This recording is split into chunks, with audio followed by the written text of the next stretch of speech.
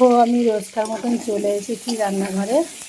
মাংস করব, আলুটা ভেজে নিলাম।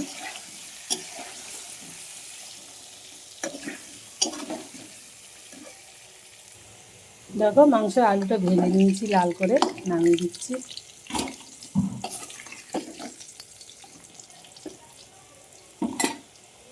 দেখো এখন আমি মাংসটা মেখে নেব। তেল দিয়ে দিলাম। এখানে আছে লঙ্কা, শুকনো লঙ্কা, আদা, রসুন, জিরে একসাথে পেস্ট করে নিয়েছি।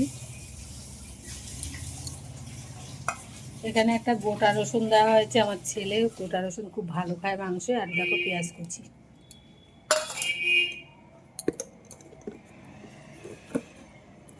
হলুদ দিয়ে দিলাম।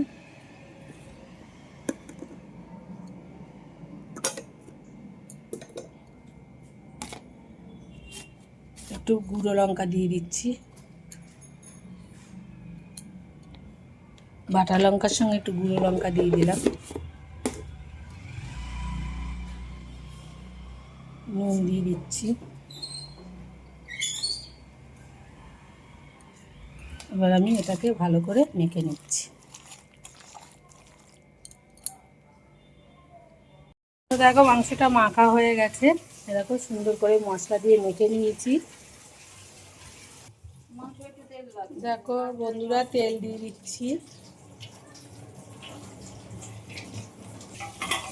দেখো তেলটা হয়ে গেছে, আমি এখন জিরেটা তেজপাতাটা দিয়ে দিলাম।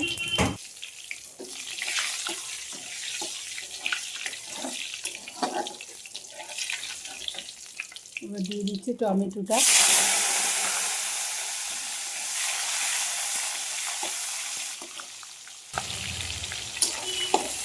দেখো টমেটোটা লাল করে সুন্দর করে ভেজে নিয়েছি। এবার আমি মাংসটা দিয়ে দেবো।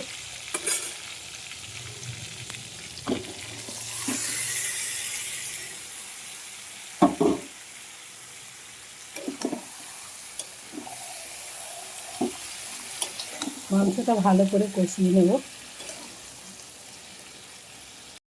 হয়ে গেছে, কষিয়ে নিয়েছি ভালো করে।